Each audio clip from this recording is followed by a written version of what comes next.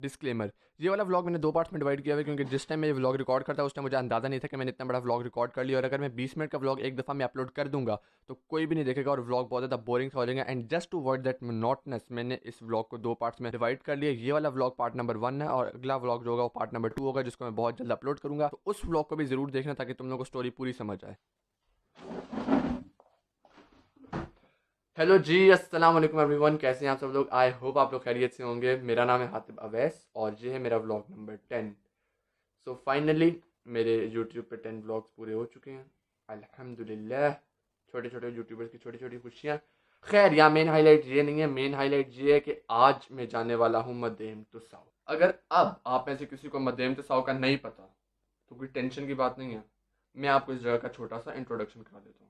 So basically Mary तुसाव एक औरत थी जो कि फ्रांस में रहती थी और उनके पास वैक्स स्कल्पचर बनाने का स्किल था। लेकिन फिर एक टाइम पे वो फ्रांस से लंदन मूव कर गई और लंदन मूव करते ही उन्हें अपने बनाए हुए स्टैचूज की वजह से इतना ज्यादा फेम मिला कि बड़े बड़े लोगों ने उनके पास आना शुरू कर दिया स्पेशल अपना स्टैचू बनवाने के लिए। और फिर इनकी डेथ के बाद एक म्यूजियम बनाया गया था जिसका नाम रखा गया था मदेम तुसाव और उस म्यूजियम में इनके बनाए हुए सारे स्टैचूज रखे गए। और फिर आहिस्ता आहिस्ता ये म्यूजियम दुनिया के कुछ और बड़े सिटीज में भी ओपन किया गया और इत्तेफाक से उनका एक म्यूजियम बीजिंग में भी है और आज मैं वहीं जाने वाला हूँ। तो ये था एक छोटा सा इंट्रोडक्शन और अभी दोपहर के 2:30 बज रहे हैं, यानी 2:30 हो रहे हैं और थोड़ी देर में मैंने निकलना। खैर तब तक आप इंट्रो एंजॉय करें और फिर मेरी आपसे रास्ते में मुलाकात।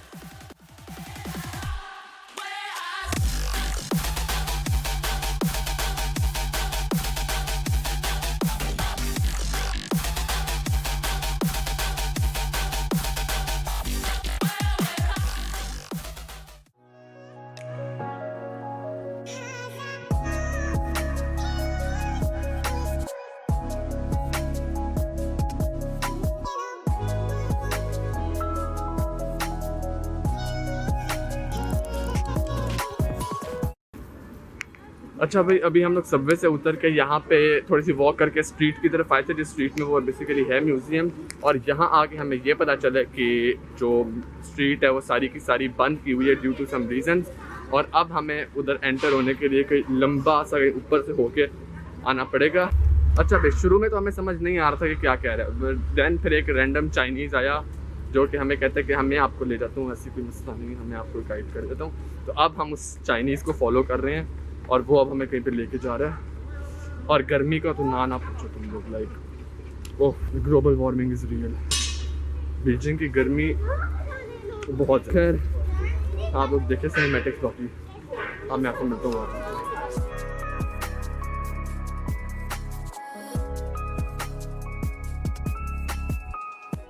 अच्छा भाई, अभी अभी मुझे पता चला है कि ये जो पूरी स्ट्रीट है, ये वाली पूरी स्ट्रीट, ये है Qianmen street and this is the oldest street in Beijing.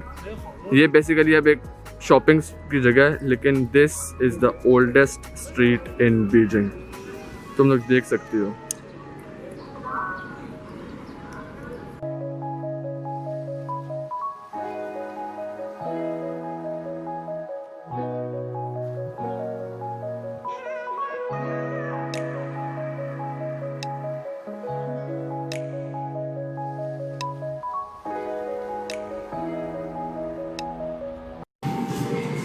अच्छा भाई, अभी की अपडेट ये है कि हम वैक्स म्यूजियम के अंदर आ गए हैं और अब आओ तुम्हें मैं अपने साथ दिखाता हूँ कितनी फिट जगह है। आओ यार, ये फैंस कहाँ से हैं?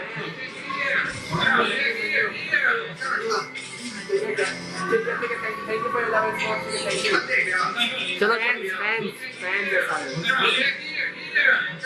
कैमरास लो, सिक्योरिटी कैमरास। अच्छा अभी फैंस को तो तुम लोग समझते हो, कहीं पे भी आ जाते हैं कैमरा शैमरा लेके। खैर बड़ी मुश्किल से जान छुड़वाई है, तो अभी आओ फिर तुम्हें अंदर दिखाता हूँ। सर आप मुझे बता सकते हैं कि आप चाइना के पहले एस्ट्रोनॉट से जो स्पेस में गए थे, सर आप बताएंगे कैसा फील होता है वहाँ जाके?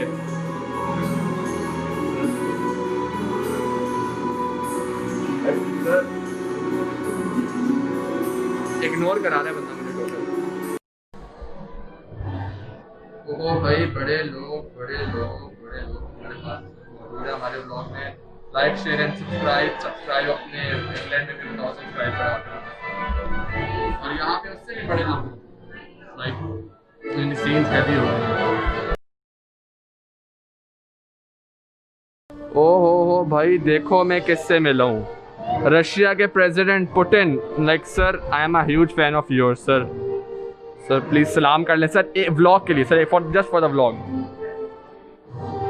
यार ये भी बंदा इग्नोर करा रहा है, सही है भाई, सारे अपने एरोगेंस में, एक बेचारे हम मैं व्लॉगर कैमरा लेके फिर रहे हैं।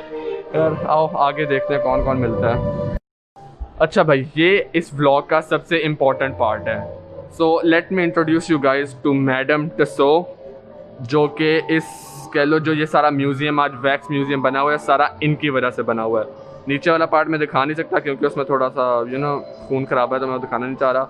ऐसा कोई नहीं है, लेकिन मैं खुद दिखाना नहीं चाह रहा। खैर, इनकी वजह से सारा वैक्स म्यूज़ियम वगैरह स्टार्ट हुआ था, और ये सारा वैक्स म्यूज़ियम का कल्चर इनकी वजह से स्टार्ट हुआ था। शी इज़ मैडम टसो, और ये पैदा हुई थी 1 दिसंबर 1761 में, फ्रांस में पैदा हुई थी। और हुआ क्या था कि फिर जब ये थोड़ी बड़ी हुई तो फ्रांस में एक रेवोल्यूशन आया, जिसकी वजह से इनको जेल में डाल दिया।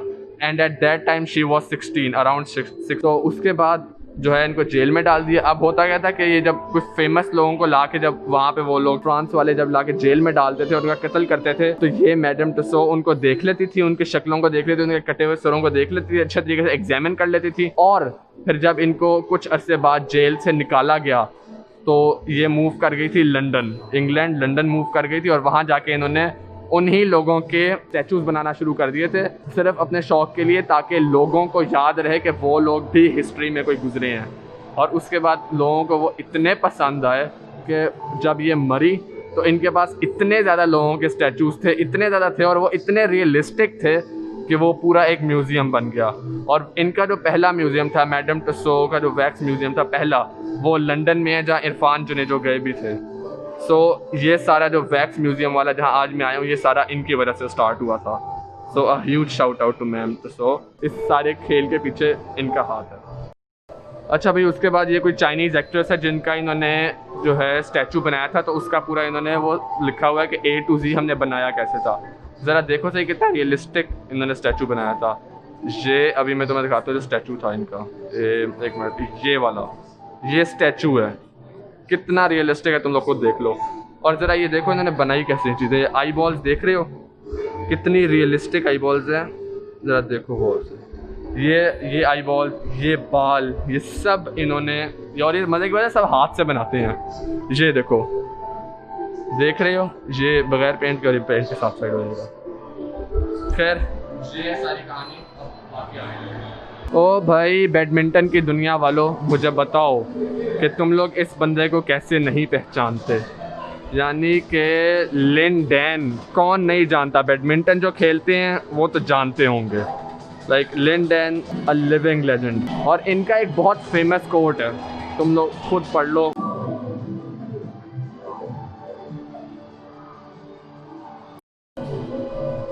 यार अब मुझे एक बात बताओ, ऐसा हो सकता है कि तुमने बचपन में कोई चीज़ फेंकी हो और को भी ना बोला हो? नहीं हो सकता ना। इसीलिए अगली जो शख्सियत में तुम्हें दिखाने वाला हूँ ना, यानी देख के मुझे एक दफ़ा रोना आ गया था यार। 2020 is being a hard year for all of us, but we lost him in the beginning of this year. यानी मैं कोबी ब्रायंट की बात कर रहा हूँ, यार समझ तो गए होंगे यार। यानी कि अजीब सी ना मेरी फीलिंग, एकदम से अजीब सी फील आई है मुझे ये देख के। तुम लोग भी देखो।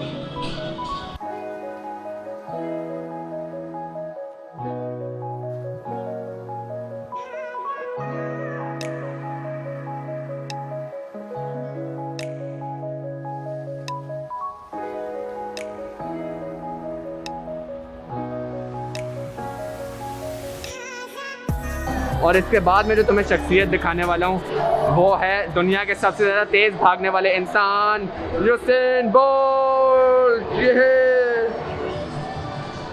और इनका एक बहुत फेमस कोट भी है, पढ़ लो तुम लोग यार।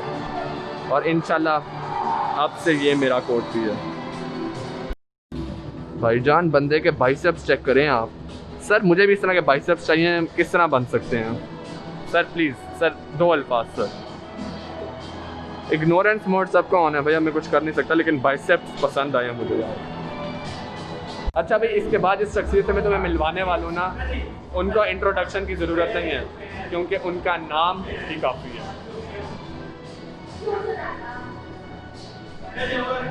सर मेसी के, यानी कि सर मैं आपको कैसे बताऊँ कि मैं कितना बड़ा रोनाल्डो फैन हूँ, लेकिन अगर आप सामने आ गए हैं तो कोई मसला नहीं है, एक सेल्फी तो मैं ले सकूँगा आपका। सर बस लाइक करें, सब्सक्राइब करें। कह रहे हैं मेरे, उन्होंने मुझे कहा है कि सबको कह दो कि लाइक शेयर और सब्सक्राइब करें। भाई अब जिस शख्सियत से मिलवाने वालों ना, ये एक टाइम पे इंस्टाग्राम रूल कर चुकी हैं, तो लेट मी इंट्रोड्यूस यू।